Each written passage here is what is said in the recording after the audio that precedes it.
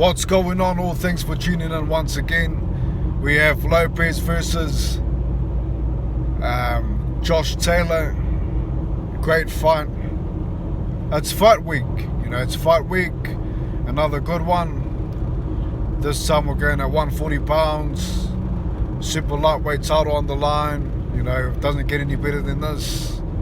Two great fighters going head to head. Let's talk about that. Let's talk about that fight. Before I do, hit the thumbs up and subscribe if you haven't. And most importantly, leave your take on it. I always look forward to what the public think of the fight. And this is just my take anyway. So the fight's in Madison Square Garden, Teofimo Lopez's backyard, and both guys, let's face it, they haven't really looked great in their last fights.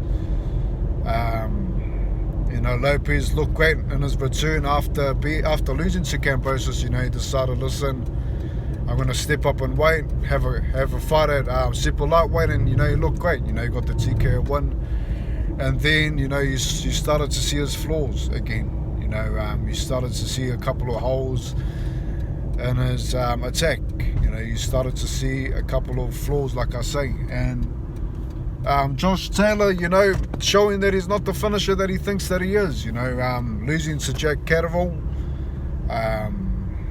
and that's a clear loss. There's no, forget about what the record says. Everyone knows that that Taylor lost. When people did think he was unbeaten, and he was unstoppable. He did lose to Jack Catterall. Let's not forget that. Unfortunately, boxing gets rigged. We've seen it in the last couple of fights.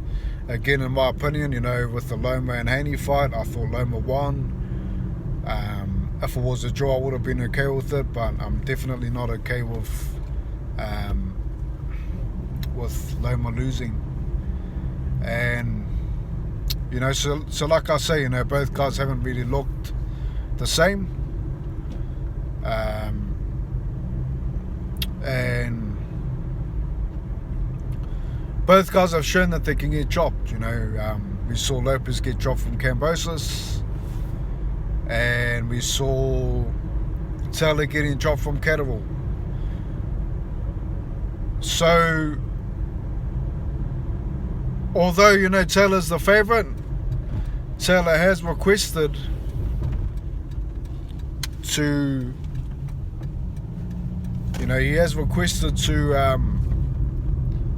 have balanced judges. He understands, listen, this isn't in my backyard. If I'm going to fight Lopez, I've got to make sure that it's a fair game. Lopez being the home fighter, like I always say, you're fighting at home, you already got 2 rounds up.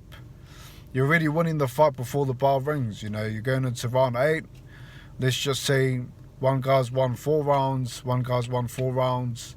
The home fighter's still winning. That's just how it works. Unfortunately, boxing is like that sometimes. So, Taylor's requested for fair play. The thing that really bothers me about this fight is that, Taylor didn't fight Catterall and give him another chance. That's the main thing that really bothers me. Or else I would have probably picked, or went for Taylor, I should say, to win. But because of that reason, I'm going for Lopez to win. I just think that, if a fighter is watching a fight back and he says, listen, this guy still lost, I watched it back, I saw that I beat him, I just think that that's not right. I've seen that fight more than once, and I can clearly say, and I think the whole world can say, the whole boxing public, excluding, the hardcore Taylor fans, majority of people would say that Catterall won the fight, hands down. So both these guys have been dropped, okay? Putting that aside, I just thought I'll, talk on that and let you know who I'm picking to win, okay? Who I want to win, I should say. let's talk about who I think will win. Look, both guys have shown that they can step up to the plate. Both guys have shown that, when it comes to the big stage, the big fights, I can perform. We saw Lopez beating Loma. We saw Taylor beating Prograis. Both of those fights, they won. I watched them both back, and they clearly won both fights, in my opinion. So, they both show that they can fight on the big stage, and perform when it matters. But they've also shown that, when they come unprepared, they can lose. We saw Lopez lose to Kambosos. I believe he was unprepared. I do take my hat off to Kambosos. He came there, put on his best performance of his career. And, he dropped Lopez in the first round. I don't think that Lopez was expecting that. Like I say, he came unprepared. With Taylor, his whole game was to try to finish off Catterall, and Catterall showing that he was there to fight, ended up putting him on the canvas as well, but it was a bit later. But, Catterall and Kambosos, they don't really have that much of a high knockout ratio like Lopez and Taylor. So, preparation is key for this fight. These guys need to prepare as best as they can. And I believe Lopez going in there as the underdog is definitely going to give him more fuel to perform. And with Taylor, like I say, people know that he lost against Catterall. So, he's got a lot to prove as well.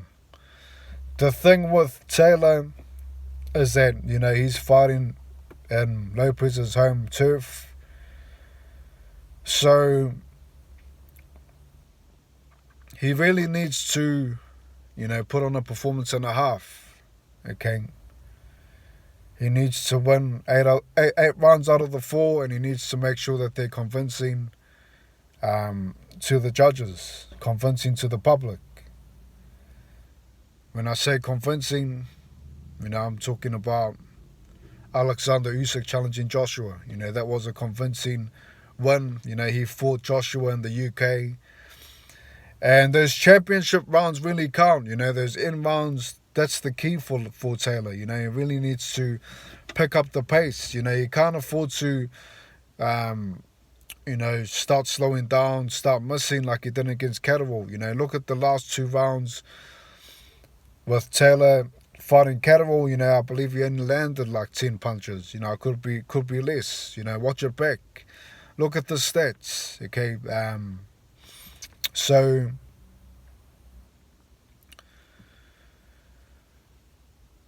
preparation is key in this fight. Lopez is going to have to drop Taylor, in my opinion. I think that Taylor will beat him. If it's a boxing match, Lopez needs to turn it into a brawl. He needs to turn it into a fight. He needs to make sure that Taylor's chasing him like he did Catterall. And, Taylor's saying, I'm going to come after you. So, that's what Lopez wants. That's what Lopez wants. He wants to be the guy that, taunts Taylor. He wants to be the one that's engaging the pocket. You know what I mean? He wants to be the guy that is able to land big punches on Taylor. Now, Lopez, he's got a lot of strength to him. Obviously, he's got heavy hands. Like I say, when he wants to perform, he will perform. When he's prepared. But he's also got a lot of flaws, you know. You keep him at bay, you know, you keep him on, you know, coming after you. He can't really land too well. You know, he's not really a guy that can go there and chase you down and finish you off if you're a good boxer on the back foot, if you're good in exchange, you know. And you've also seen him fade out now and then. You know, you see him getting tired, things like that. So there's a couple of flaws with Lopez. And there's a couple of flaws with Taylor. You know, I believe Taylor's similar. You know, you can't really go there and finish the fight off like Bud Crawford can. You know, just an example, you know. We've seen Boots Ennis, you know, a lot of people spoke highly of him until they found out that he also couldn't be a finisher like that. You know, some guys you just can't finish. Or some guys just can't be as great as a finisher as Bud Crawford or as, you know, as Wilder. Let's say Wilder, you know, he knows how to set the punches up. So these guys need to understand that, you know, they can't just forcefully go forward and end the fight. You know, it has to be a mind game. I believe that Lopez needs to set traps. He needs to engage the pocket. You know, so basically as soon as the pocket's formed, he has to make sure that Taylor doesn't step out of the pocket and use his reach and try to get away from it. You know, he's got to engage the pocket. I believe he needs to feint the jab. You know, so he's challenging the southpaw Taylor. So he needs to feint the jab and use his best punch, which is his left hook. The left hook will do damage. You know, think about Zhilei Zhang using a sweeping right. You know, when you're challenging a southpaw and a right-handed fighter, you're always going to battle the jab. You know, and when you've got a great hook on you, it's very effective, you know, against the opposite style. So I believe that, you know, what Lopez wants to do is go to the body, try to stay low and set up that left hook. And once he catches him, you know, just like Catterall when he caught him with the left straight, you know, follow up and land those power punches. You know, Lopez is good at that, you know, going for when he hurts a guy. But he cannot afford Taylor to be on the back foot boxing. You know, that's when Taylor's at his best. He's got to force Taylor on his front foot. So basically taunt him, you know, yell at him after every round, say, is that all you got? You know, something in those lines. First, show the taunts and try to engage the fight. You know, try to make sure that Taylor's coming after you so that he can catch him and he can set traps and, you know, establish the jab at first. You know, try to measure Taylor and then catch him with the left hook to the body. Make him think about guarding his body to set him up for a straight to the head or a hook to the head. With Taylor, he's going to have to be disciplined. He's going to have to not fall for that. I believe Taylor needs to understand that he can't just finish off Lopez. You know, he has to,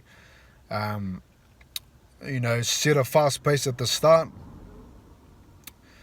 and try not to let Lopez get his confidence. You know, when Lopez isn't confident, you know, he tends to really make a lot of errors. You know, we saw that with Kambosos. When Kambosos dropped him, it seemed like Lopez didn't really have a game plan, you know. So, in my opinion, I think that Taylor needs to, you know, set the pace fast in the first 6 rounds and then just box on the back foot, you know, make sure that he's at least winning 3 of those 6 rounds and then comfortably outbox Lopez and, you know, just win on points.